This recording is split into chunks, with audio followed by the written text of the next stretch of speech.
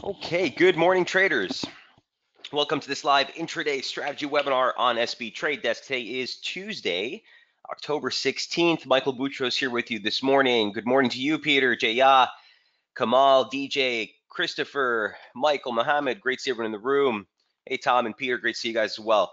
So, lots to go over, but there's not much that's moving. We took a little venture yesterday and told you not for the faint of heart, and took a look at all the yen crosses that I've been focused on, that we've been looking at here in the webinar, specifically noting that for yen weakness, we preferred euro and Aussie to the upside, sterling yen to the downside for yen strength. Now, the caveat here is that we did get some data out of the UK this morning with the claimant count that came out. Jobs claims actually were a little bit higher than expected, but the weekly earnings, especially if you strip out bonuses, came in at 3.1% year on year. Expectation was for a hold of 2.9. Remember, the BOE's primary mandate is price stability. Okay, they don't have a dual mandate like the Fed does. So inflation is largely what they're targeting. With inflation seen running a little bit hotter than expected, a lot of this will bring out some expectations or some concerns that maybe the BOE will move on rates faster than expected. That being said, guys, not expecting anything this year at all. So, take it for what it's worth.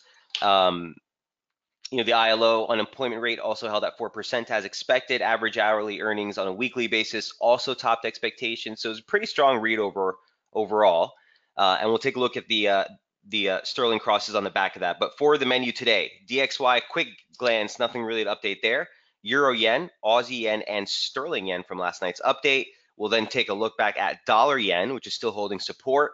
Ty, are you in the room? I don't know if he's here today, but we were looking at that support structure yesterday. It's still holding on dollar yen, so we'll take a look at that.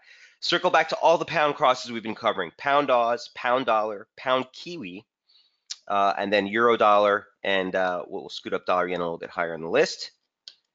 And gold, definitely an interesting level on gold. We'll also take a look at the longer case structure for SPX. So for anyone who's trading the indices, we will take a look at that as well. Okay. With that being said, let's jump right in. Just a quick update today. You do get industrial production numbers from the US, manufacturing production as well. Not major market reads, but something to be mindful of heading into the US Open. Hey, man, great to see you in the room. Hey, there he is, Ty. I was just talking about you. Dollar yen held that support zone we were looking at yesterday, right? So a lot to cover. Hey, D, great to see you. Let's jump right in. So first things first, the DXY. Okay, here's the last update that we made on the DXY into the close of last week. We were looking at this structure here, former slope resistance, turn support. We're heading below that still. 94.71, 94.80 is still sort of the level, to beat to really shift this focus to the downside. You got the 100-day moving average, you got the 618 retracement of the advance. So this has been just sliding lower, kind of just sitting here right now. The weekly chart is really clear, right? We talked about this yesterday in the webinar on daily effects, so I don't want to spend too much time on this, but the place of where we rejected was absolutely paramount. Okay, high week reversal close, it's 96.13. We topped at 96.16 before turning over. So our assumption again is that we're going to see a little bit more of a pullback here in DXY. Now, it's not going to be all at once. This is a weekly chart, so we're going to have to see how the weekly close materializes, but this would be the first major level of resistance for that rebound off of support. And that rebound off support was a nice outside weekly reversal. So the rebound into resistance, here's the pullback. Daily chart looks like this. Really messy, I've kind of, and this is why yesterday I just focused all on the yen crosses, just because I don't really know what I want to do with this here right now, guys. It could be a fake out. You see a little bit more run, maybe back to that 50 line before you run lower. I want to see it lower, but you can't sell into support, right? I can't sell at the lows. Keep in mind, this is objectively basically a test of the monthly opening range here, guys. So if we finally clear that 94.90 level, we finally get down below that near-term support, I think that opens up a decent decline towards 94.20s, 94.27. But we got to get through this with a conviction break on a daily basis. Here's the intraday chart. You know, like what do you do with a trade like this? Not really the cleanest within the confines of this pitchfork, although the lower parallel did catch a decent support. Again, there's that 94.70, 94.80 level now amended. That's the level you need to break to really validate the continued move lower. Look, this could be putting in a little bit of a rounded bottom here for a little bit of recovery. Weekly opening range converges on that upper parallel right here, 95.37. So on the DXY, I'm treating this as just a simple weekly opening range, and I want to see the break. Don't get too faked out if this does just jog sideways here for a couple more days. You know, as far as event risk is concerned, you know, you have the minutes out tomorrow, you know, whatever that's going to do. We really pretty much got a pretty clear picture from the FOMC with that last presser with Powell. So, you know, will the minutes actually offer anything new as far as data? Doubt it, but we'll have to cross that bridge when we get there. Okay, still broadly looking lower, sub 95.37, key support now 94.70 to 94.84. Is that 100 moving average move? A little bit higher. Okay, I'm just matching it up with this moving average. So just to be precise with our levels, open that up a little bit. 94.85, 94.71. Okay, so no fun there as of now. Just a quick update on DXY. That's number one. Should we jump into the yen crosses, guys, or should we do dollar yen first? I guess we kind of should just take a look at the dollar yen, then we'll move into the crosses. Here's dollar yen from the top down approach. And we covered dollar yen on the Sunday update, if I'm not mistaken. Yep, here she is. Okay, so this is the intraday chart. We'll come back to this in a moment. Here's the weekly chart for dollar yen. You all have seen this before many times. We talked about that high that we made in November, 114.74. We scratched the high at 114.71. Doji on the week, reversal. Here's that slope from 2012 that we were talking about. It's kind of, you know, it's like a hair trigger here. You know what I mean? We need to see a weekly close below to validate that break. Okay, we're kind of sitting at it as support right now, but you can see decent pivots on both sides. The major key weekly support structure that I want you to focus on is right here, 110.45 into 110.76. On the weekly basis, that's the major support barrier. Why? It's a basic 38.2 of the 2018 range. It's the 52-week yearly moving average. It's it's also former trendline resistance or slope resistance from 2015, 2017, 16. There's the break. This would be your first area of major support. So the weekly chart really just giving some pause here. Note that last week we did close back below the yearly open. Okay, after coming from resistance. It's going to be make or break here near term. This is what the daily chart looked like. And I the entire session yesterday after our webinar, Ty, I kept on thinking back to that question you asked in the webinar. Mike, why are we looking for the break here if it's rejected that the last 3 times? And we talked about why this is a little bit different. The angle of the approach, how it, where it came from on the reversal, the longer term yearly structure of where this is. So that being said, we're seeing a little bounce here. We weren't getting too surprised, but it's make or break here. Here's the near term. Okay, here's the make or break.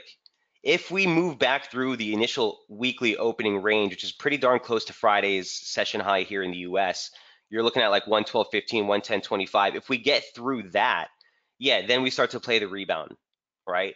You look to buy pullbacks. First target would be 12.65 back into 113. I'm not really interested in getting on this side of the trade as of now.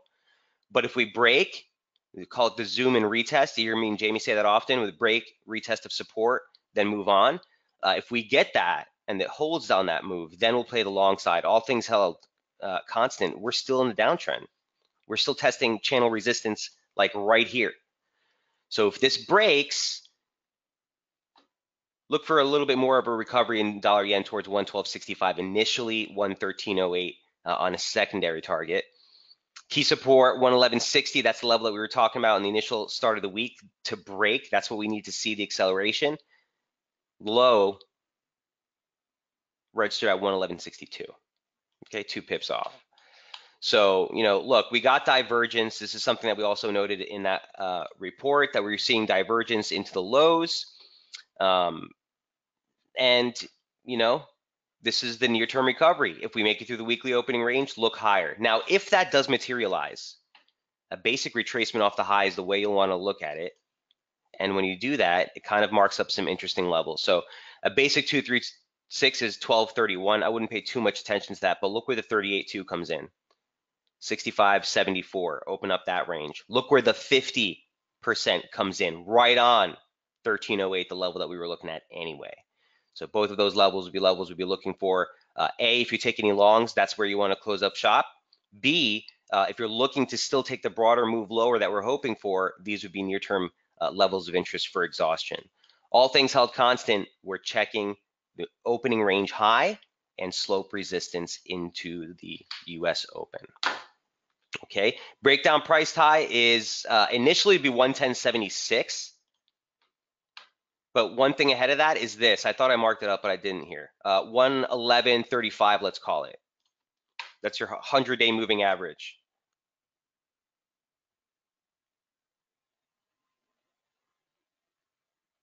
Right around there. Okay, so let's call it 111.34 is the initial target. That 38.2 is 110.76 on the downside. Those would be your first initial targets on the breakdown. Make sense?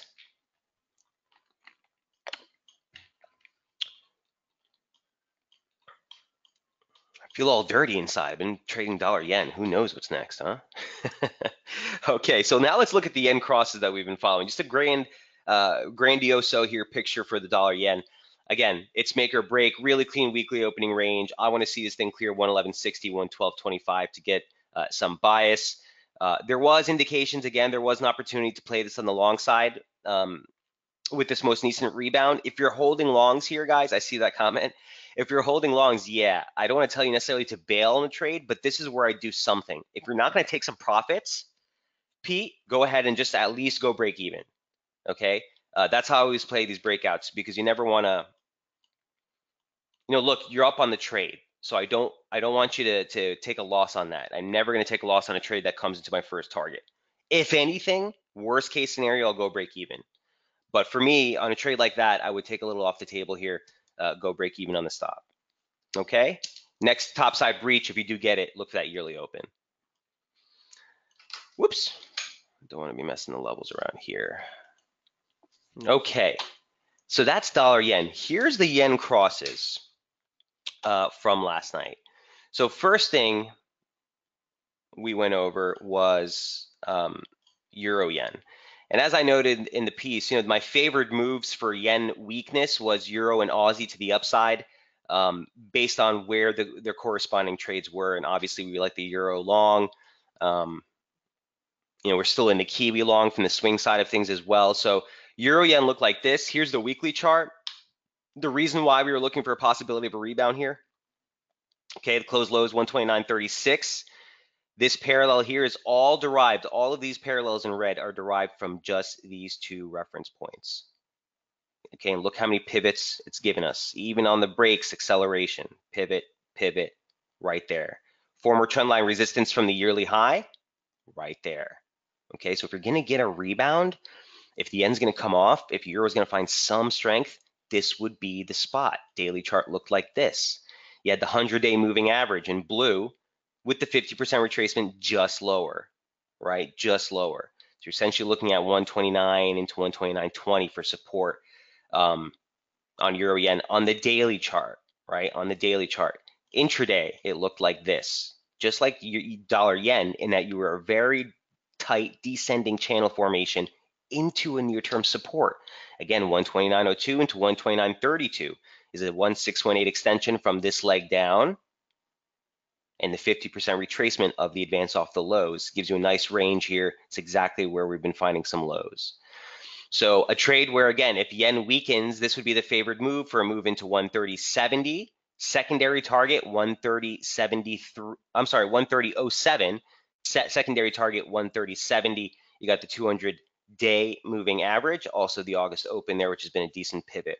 So look, you broke the top side and you got 130.70. That's already on the table. Here's the weekly chart. Again, there's that 29.36 level that we were talking about, former slope resistance, up slope support, right? Daily chart for Euro Yen looks like this. Whoa, what'd I do? Whoops.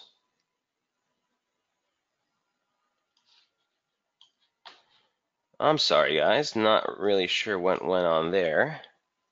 Okay, back to reality. Euro Yen on the daily chart looks like this.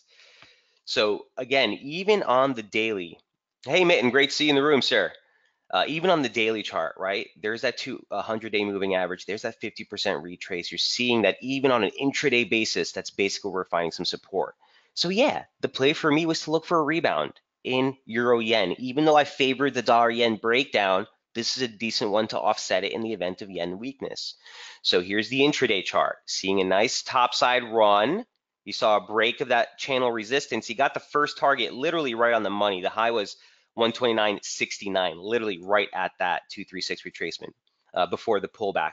Look, I'm not necessarily saying that this trade is done here, but this is what we need to really start to accelerate through. If you fail here and you start to pull down lower below this parallel into the US Open, I dismiss that as a false break. You got one right here. All things held constant, we're looking to validate this breakout with a push through 130.70. Okay, near term, all near term, you'd be looking for that rally towards, again, that decent pivot in price we've been looking at. August open, 200-day moving average, 170, 130.73, 130.78. Cheers, mate. Mitten says, good to be back after a long time. Great to have you back, sir. Couldn't have come back at a better time, right? We're starting to see finally, after a interesting summer, some nice moves here. So any questions on Euro Yen? I still favor this one as far as yen weakness, even more so, than pound yen, which we will take a look at as well, and even more so necessarily than Aussie yen, which is also making a move. So watch this here. Again, our base case scenario is that you look to break higher. Key support still 129.32, 129. And a break above this. Really, I mean, the 38.2, I took it off last night because we don't want to just follow necessarily blind fibs. The 38.2 comes right ahead of it, but you have these swing lows, you know what I mean? And I'm just thinking of 130.70, okay, into 130.78. Don't necessarily focus too heavily on that. Euro yen just missed. What levels did you mention for invalidation of the move up? Of invalidation of the move up? So you're talking about bullish inval? It's still this level right here. Mitten. As long as you stay here, we're still making the assumption that you're in for a little bit of more of a rebound. So bullish invalidation is still 129. This is what I had noted as near-term bearish inval. So even if you took longs yesterday, that was the first target. And this is also the target that we need to break to validate at least a near-term recovery higher. Does that make sense, Mitten? He says, got it, thanks, right on. Again, great seeing the room, man. Okay, so that's Euro Yen, I guess this is number 2, right? Or no, this is number 3. We did dollar yen, 3. Number 4, Aussie yen. So no change to any of the dollar yen level or the euro yen levels from yesterday, okay? This is the opening range high for the week so far. Looks like we're pressing through, but again, the fact that that retracement, that slope still holds, you're gonna wanna look for a more solidified break above 130. It's a psychological barrier as well. So for Aussie yen, here was our approach also. Aussie yen weekly, not really the most telling of charts. Here's Aussie yen in the weekly. The only thing that I really wanted to highlight here was the reversal candle that we made last week or 2 weeks ago at this point off of former slope support. Okay, there's the move lower. Puts into focus this whole range, right? The other thing I wanted to show you guys is that this trigger, I remember vividly talking to you guys about this specifically, the trigger did hold. right? Intra-week, it looked like it was breaking to the upside, but we reversed, and that hold gave a third reference point of resistance in this momentum trigger. Daily chart for Aussie yen looked like this.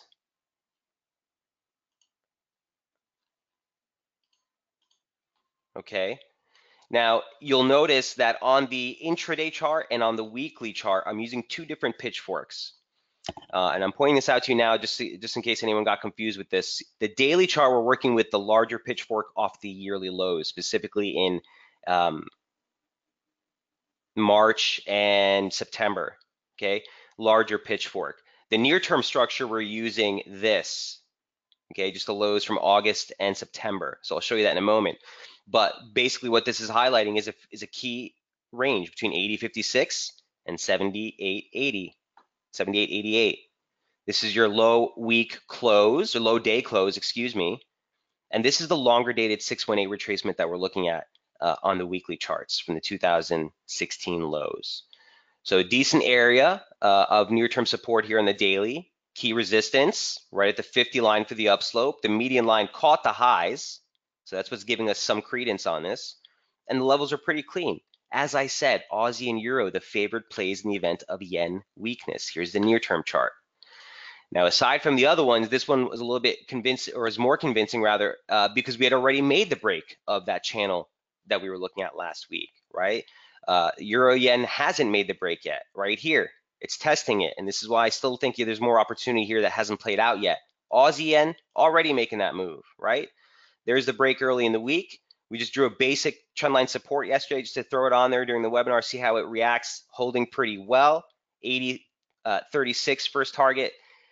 I have these two as possible targets on the secondary approach, guys, but I'd really watch this 80.56, 80.60 level more so.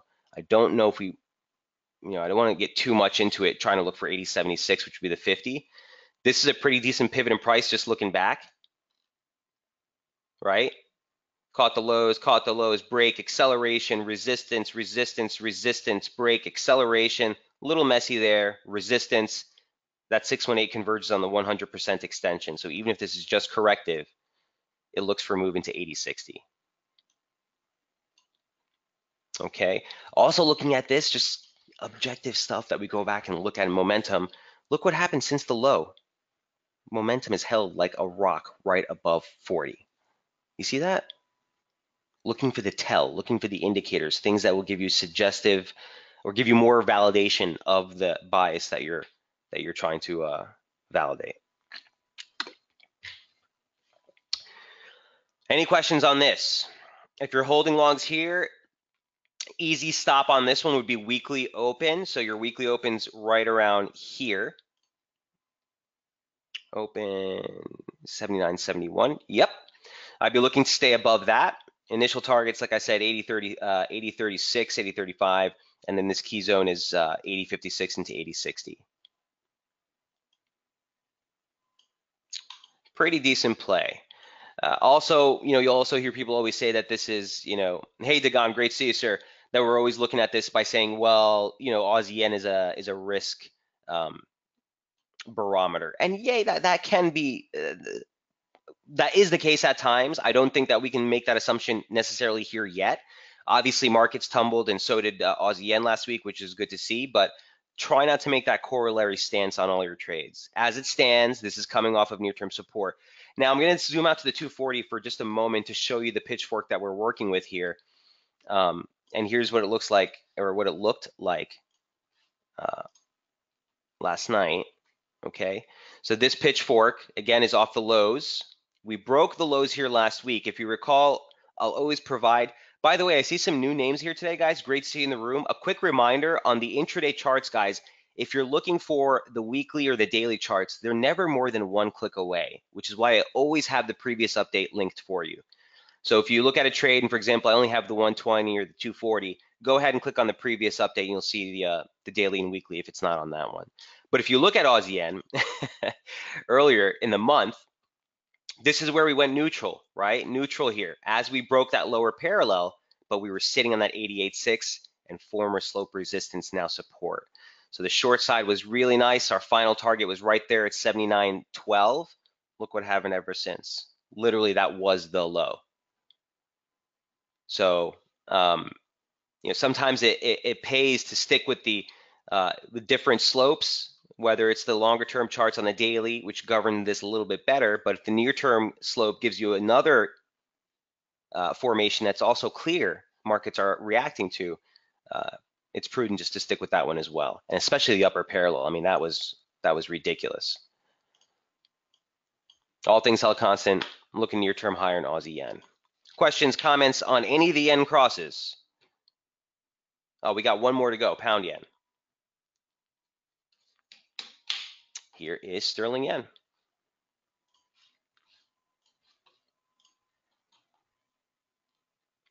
So we haven't really looked this one up on the daily chart in a while, and I kind of just took a glance at it yesterday.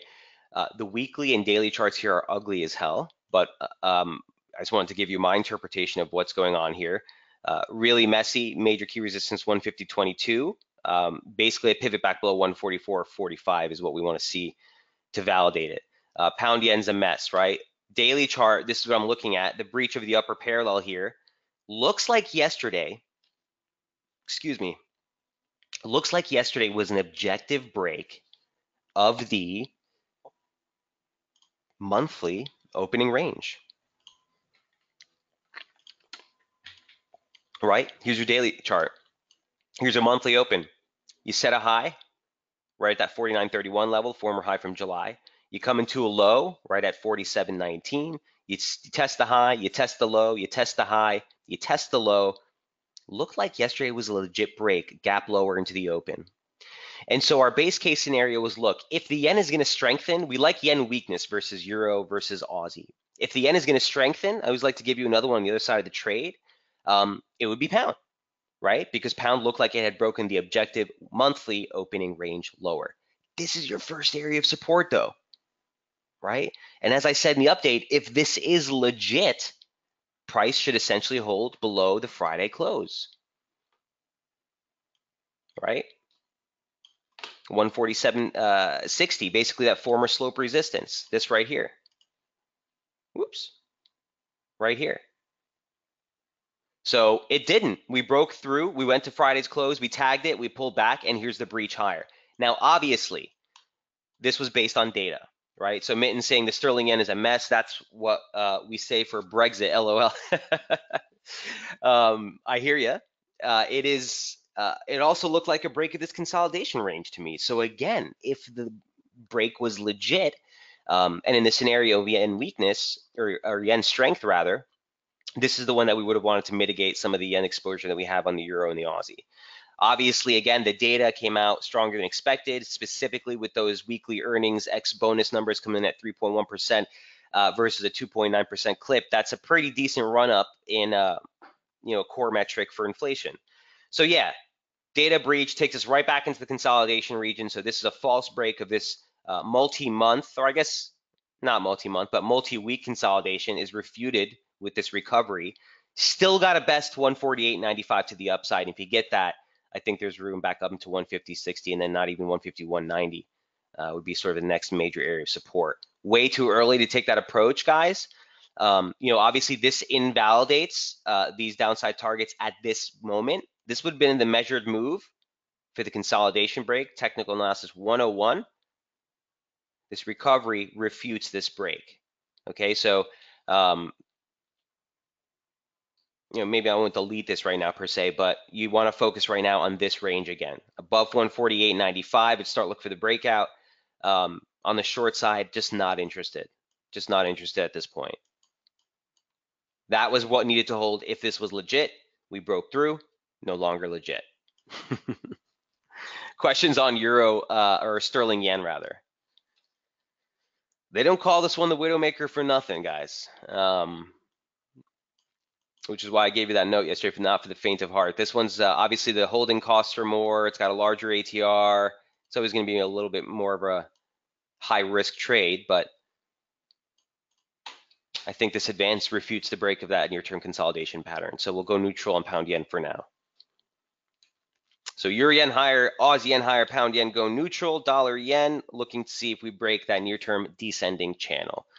So with that, in one breath, that's all the yen crosses I have for today. Any questions on any of those guys before we move over to the sterling crosses? All right. So first things first, let's hit sterling dollar. So the impact of that data took us above resistance that we were looking for on Sunday night, 131.55, 131.65, I think is what I noted. On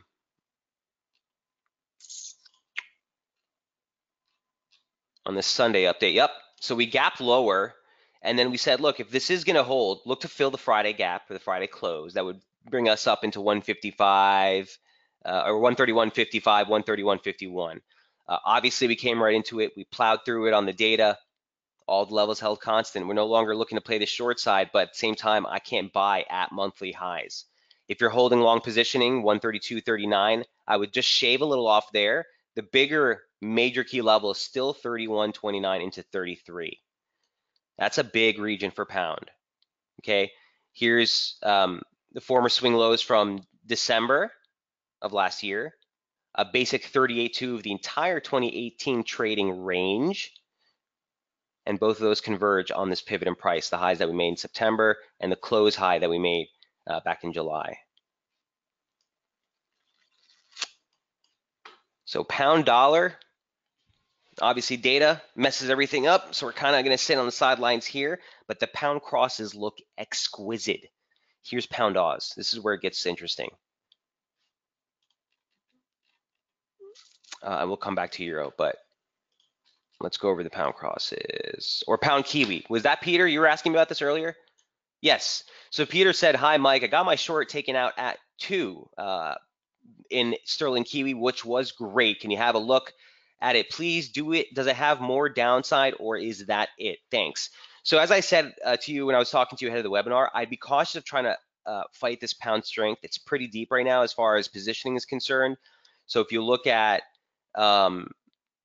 IG client positioning, which I have access to, you can see that the short side are actually, they're building up pretty aggressively. Net clients are still net long, which is typically not a bullish construct for sterling. But the fact that we're seeing short exposure increase 12% higher than yesterday, 25% higher than last week, that's actually a pretty bearish development. So although the headline net, they're still long, those long positioning are contracting pretty quickly on the sterling.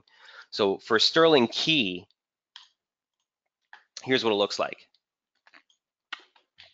And here's what we looked like earlier in the week. So as we gapped into the open, we want to stay bearish. Friday's close, 202 was basically resistance, 202.61 was bearish invalidation. Downside targets was 199.95 into 200.34, this region right here. So we hit the target. Okay, you got a pretty quick recovery back to close that 4-hour candle above that 199.95 barrier. In fact, even the 2-hour chart basically closed at that level. And here's the recovery. So what I told you, Pete, is I wouldn't be too, I wouldn't be too aggressive in trying to get back into this one. If it's gonna hold, the first area, as I told you in our little chat earlier, would be this parallel. Converges pretty decently with the weekly open. Whoops.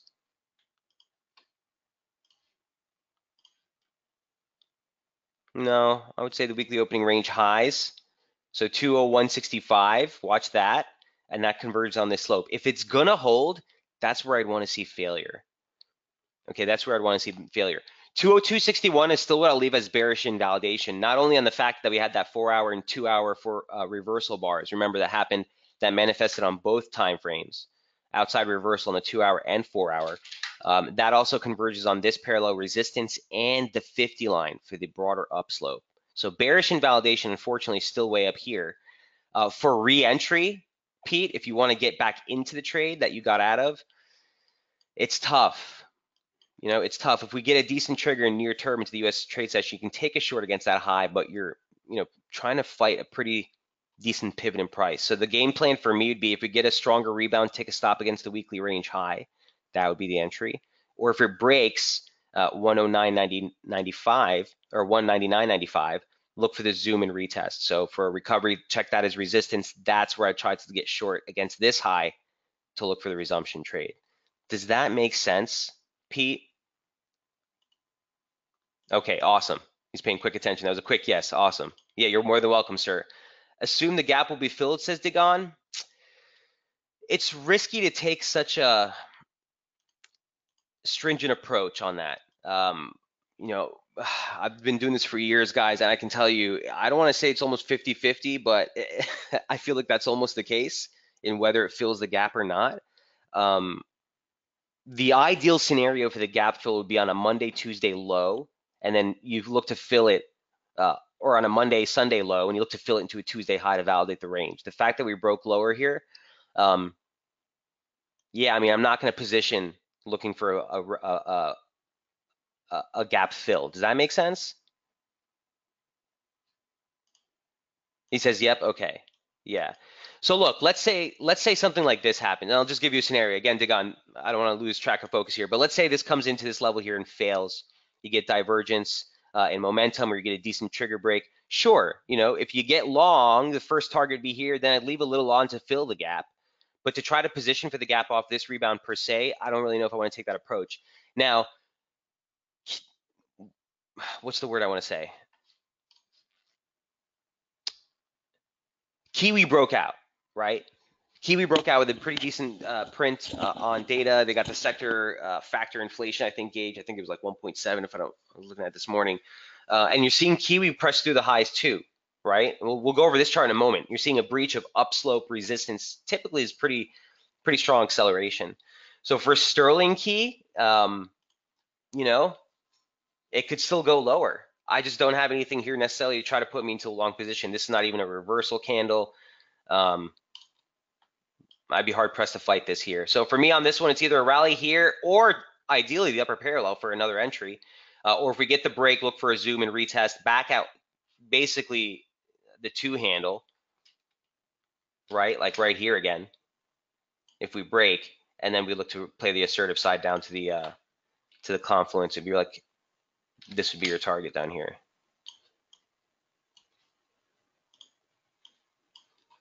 All right, so no change to any of those levels in pound Kiwi. Really interesting setup.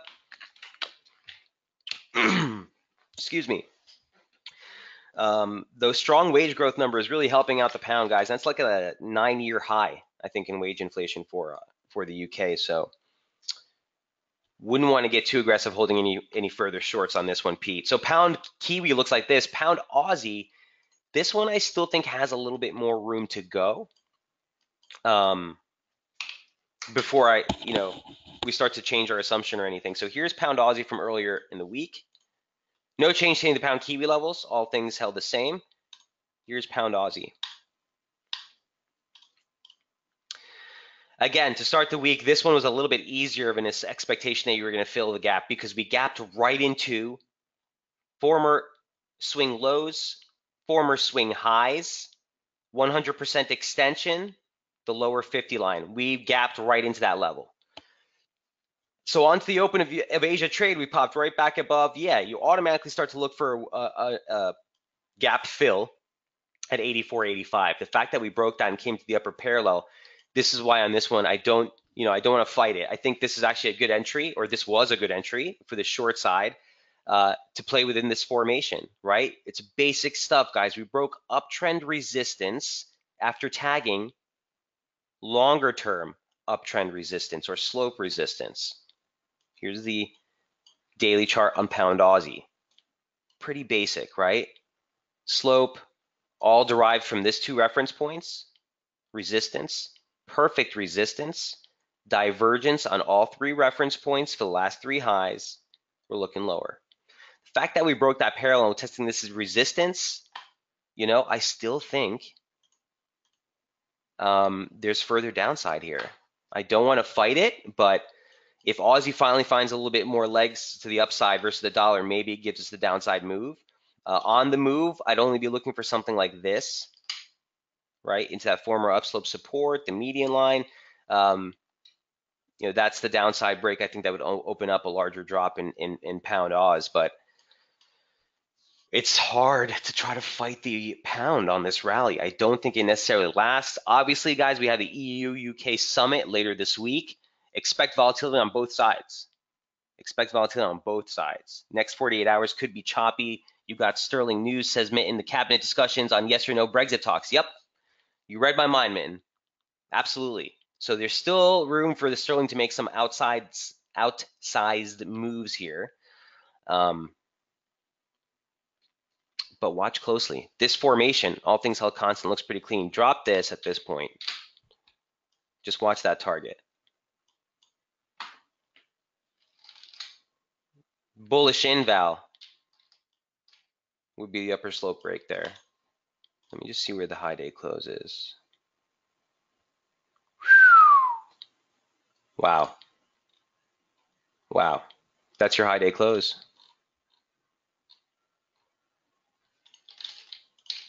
Look at that.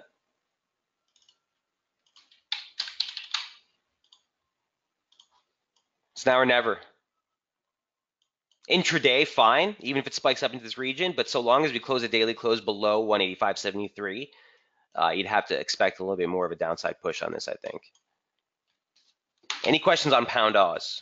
Again, really rich pairs, guys. I know they're expensive pairs to trade, but when the setup's there, I'm going to bring it up. That's 5, so sterling was 6, sterling Kiwi was 7, sterling Oz was 8. That's all the sterling crosses I got for you guys for today. So let's look at the euro crosses we've been following. All right, I guess specifically euro dollar. So no change to the pound Oz levels. Okay, we're basically looking for a little bit more of a stretch maybe to get to this parallel, which we just tagged off of for a move lower. But I still am expecting further downside there. Here's what euro dollar looked like earlier in the week. Boom. So top-down approach, obviously big moves here. We talked about the euro coming off of a really sweet reversal from support last week. 14.36 was the low week reversal close for the year. The 618 retracement of that advance was 14.97.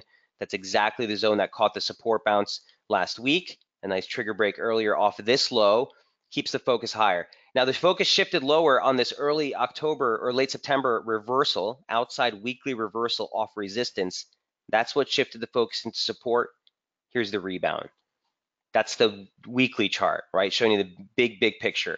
1780, big resistance. 1436 is near-term bullish inval. Here's the euro dollar on the daily charts. Real clean. Here's your slope resistance off of the yearly highs. Pivot, pivot, pivot. That converges on the 618 at 1670. Downside support, downside support. That same slope advancing off this lows. Boom, boom, boom. We had a doji off the low there last week. This is your first major area of resistance. What's here? 50% retracement of the decline off of last month's high, the 100-day moving average, the 50% retracement of the decline, and if that wasn't enough, your monthly open and your monthly opening range highs. You can't stack up all this stuff. You don't see that often. And when it does, it's beautiful. And I think this is a big move here for euro near term. Here's what the chart looks like on the intraday. 116.20 into 124 I have into 116.27. Again, the 100-day moving average, that 50% retracement, even near term, an upslope off of the lows of this pitchfork from last week. Resistance, resistance. So on any long exposure that you're holding, definitely an area of which do something. Take a snippet off, go break even, or if not, lock in a profitable target or a profitable stop rather. Next upside resistance level. Look, there's this 618 line here, or this is the 50 line, excuse me, which could offer a little bit of a pullback. You saw some really nice moves on it before the break. But the big 618 retracement is at 1669, and on the daily chart, not the weekly, on the daily chart, that also converges on that slope, yearly slope, 618, 1690. Real clean, guys, real clean on the euro. So all things held constant. Again, no change to any of the levels. Bring that back to our update. Here's what it looked like on the intraday charts. You know, my ideal scenario, as I had highlighted earlier in the week, was a drop into 115.20, if not 115, to try to get long, targeting this region. Slope held, like a charm. One touch, two touch, three touch, break. Little failure here ahead of that high. Here we are. Do something on 116.20/27, guys. Do something there. Digon says, I'm long from 114.70. You just answered my question. Okay. Good entry. Great entry, Digon. Yeah, this is the first major, in my humble opinion, first major resistance pivot that you want to pay attention to. If this breaks, you're likely to see something upside acceleration like we do in the Kiwi, right? Upside break of a ascending formation typically is a pretty strong move within the confines of the advance. So if this breaches, I expect it to run pretty quick. All things held constant, you know, I still think you get a possible pullback scenario off that high. So just watch that reason, 116.20 into 116.27. I have just shaved 3/4 of my euro. Excellent at 116.20. Nice. Well done, amen. Thank you. I am long at, I'm assuming that means 1540 since yesterday. Well done, amen. Cheers. Excellent. Excellent. And Dagon says, thanks, Maya. You're more than welcome, sir. Nice trades, guys. Well played. So all things held constant, we are looking pretty good here on euro.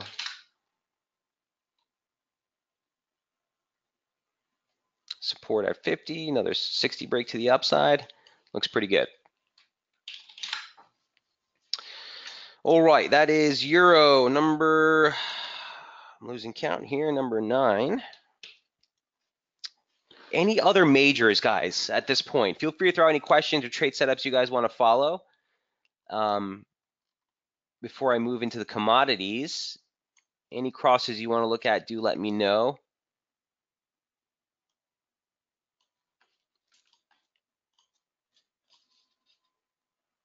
Sterling we went over, dollar yen we went over. Again, this actually might be a decent position.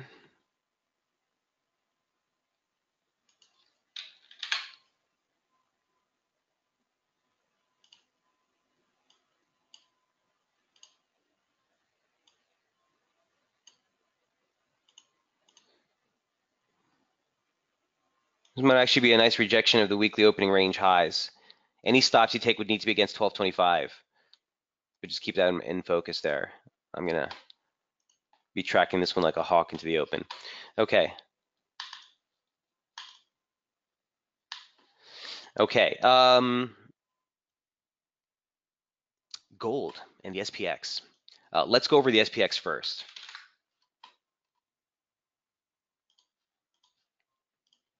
So I've been showing you guys this chart. By the way, I don't know if you guys saw the piece that we put out this weekend. Some phenomenal analysis on that. Jamie really blew it out of the park with longer term structures as they pertain to stocks, various commodities, and just the broader market outlook. Keep your eyes peeled for that on daily effects on SB rather, excuse me, if you haven't seen it yet. But this is the chart I've been working with you guys. On the daily chart, this is regular arithmetic scale. We were looking at this longer dated pitchfork. Not as long as the one I'm about to show you, but this is off the 2015, 2016 lows. Excuse me. Been pretty decent. Median line resistance, median line resistance, median line break, saw acceleration. Okay, the top 618 line, or the 50 line, excuse me, literally caught the highs to a pip, pullback, sliding parallel, extending off that 2016 swing low from November, caught support.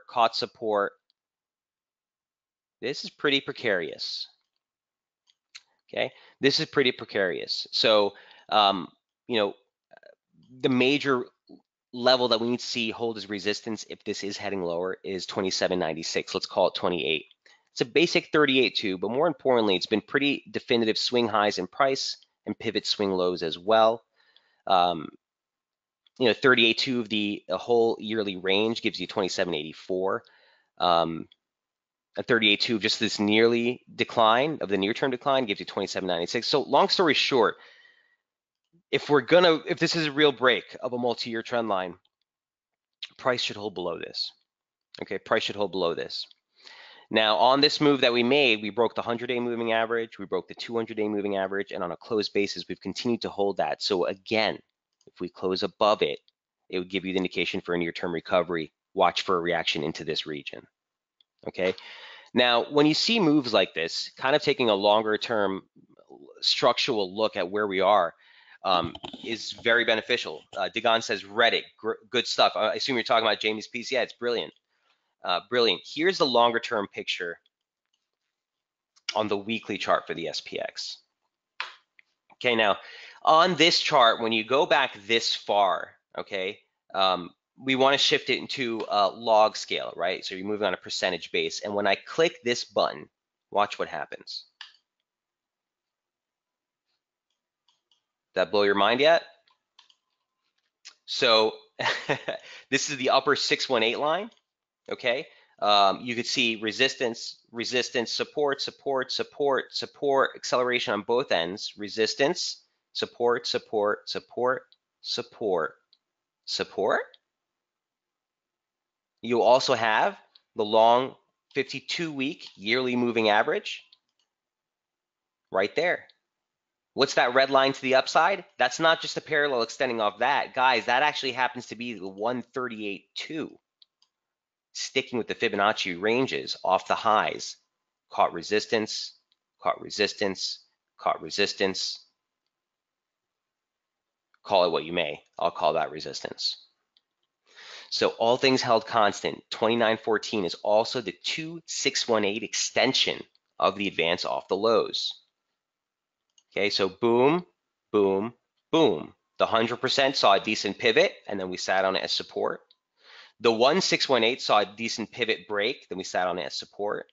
The 1618 looks like it's resistance, and we're pulling back. Okay, so look, it's make it or break it for SPX at this level. If we break and close a week below that 52-week moving average, you're looking for a drop into the weekly open, excuse me, the yearly open, 2671. If not, a test of this major support all the way down to here. Now, this is a weekly chart. I'm not calling for a major market sell-off. I'm not calling for a 10% correction. All we're doing is being mindful of the risk that may materialize if we do, close below not only this slope, but that 52-week moving average. That would be the first time we're trading below the 52-week moving average since 2016, guys. Okay, big stuff, big stuff. So watch this, okay, watch this. We even had divergence, pretty conviction divergence below 70, price action with a higher high. Again, we're only looking at the closes, the oscillator with a lower high, trigger breakdown. This is your first major area of support. We already checked it. Watch your 6 from here. Any questions on SPX? And obviously, I've been showing you this, guys. You all have been seeing this before as well. This is a yield on the 10-year US Treasury note.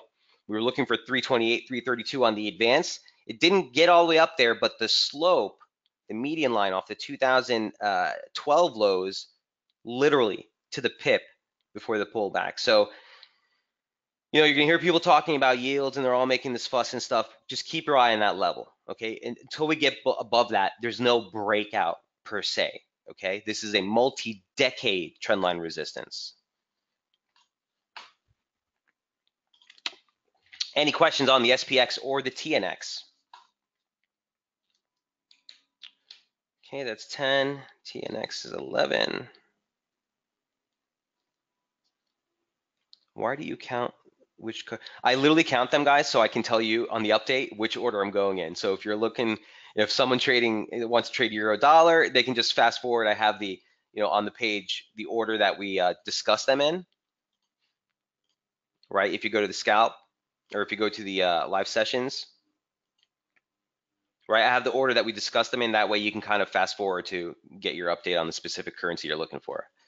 Nothing meaningful, just trying to keep order. So gold. Here's gold. No change on the outlook. Still think we're looking higher. Big resistance, 1234, 1238. Let's call it 1235, 1238. That's a 100% extension off the low. So even if this is just a corrective scenario, you still have some upside to go. You're looking at the 38.2 of the yearly range. Former swing lows from December of last year all converge on this region with the 200-week moving average, all right here. So 1235, 1238 is the big resistance zone. Here's gold on the intraday. Let's go with the daily first. There is the region, December lows, 100% extension, 1234, 1236 on the near-term front. That's your first target. What's that 1238 level? Is it 38.2? Huh, I guess we should add that here.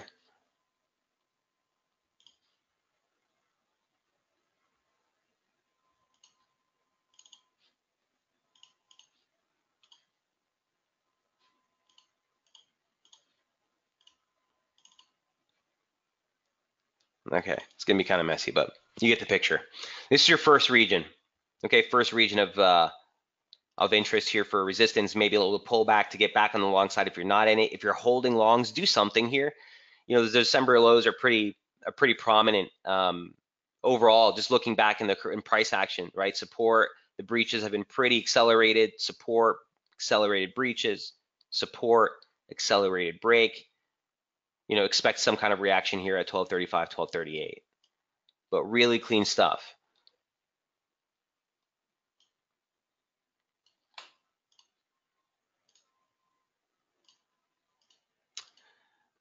Pooja says, do keep it up though. Very helpful when reviewing the webinar recording. Thanks. Yeah, you mean dating the order that we're in? Yeah, I figured. I mean, not all trades are interested to everyone. Someone, especially if you're in a position you want to know exactly what I'm thinking on that, you can kind of forward right to it. All right, so watch for near-term resistance in gold. Like I said, could get some kickback here, but ultimately this was a big break of a multi-month range, and certainly most importantly, that consolidation zone. On the longer term charts on the weekly, this was a pretty good spot, right, to turn. So looking for 1235, 1238 on gold. Any other questions, guys, on any other updates? Going once, going twice. I'm not sure who sent me that email. Someone was asking about the NASDAQ earlier. I haven't updated it in a while, but I literally just glanced at it this morning because I was going through the emails, and this is what we looked at last. Looks like we just made well, I got to fix that retracement. For me, this still looks vulnerable for a larger pullback.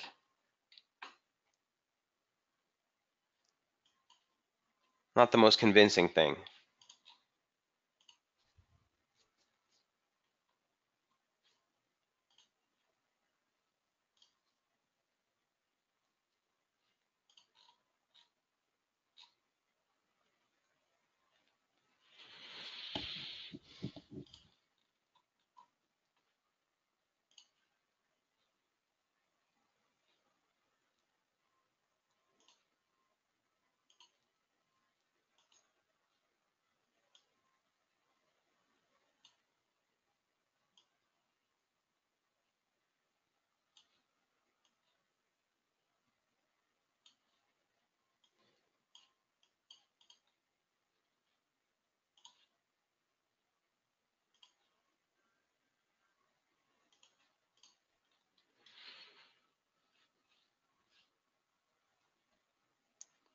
So on a trade like this,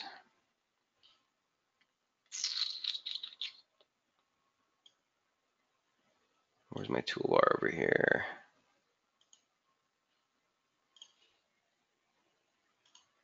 That's sort of near-term resistance and bearish invalidation would give you 72.96.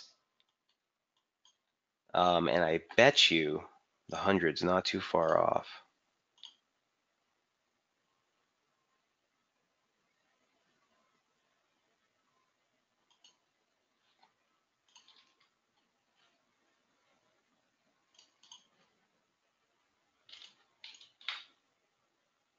That's the breakout level to mark resumption. There's a quick look here on the Nasdaq. I don't remember who it was. I got an email from someone asking about this. So even if you're not in the room, for the archive, if you're watching, we came off a pretty big, decent level here. So wouldn't be too surprised to see a little bit more recovery. 73.25 is still the major area of resistance that you need to clear before this gets, constructive again. You just broke downtrend or uptrend support, extending off the April lows. So definitely something to be mindful of. All right. I also closed 3/4 of my long gold trade. Nice, man. Yesterday, after asking you in yesterday's webinar, if we want a fresh long entry, is 1213 level good spot? You're killing it, Pooja. Nice. Or Iman, rather. Excuse me. Well done. So here's the near-term picture in gold. I'm surprised I didn't show you this. I just showed you the daily. Yeah, the near-term picture is pretty clean. Here's the pitchfork we're working with on the advance. Boom, boom, boom. Modified. You said you closed 3/4 of your position yesterday. Fresh long entry, 1213 level, a good spot. That's the first area I would look. Yes, that's the first area I would look.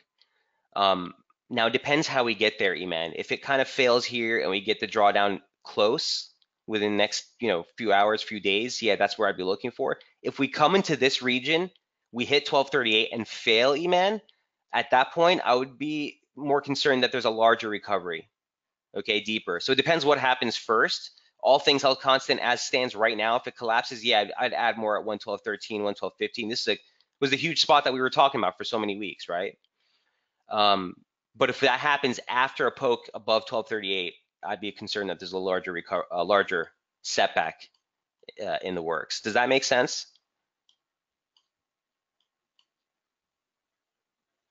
Beautiful setup though. I mean, the levels are just insanely clear. This is the 100-day moving average. So let me just adjust that and make sure we're still on par, a little bit lower at this point.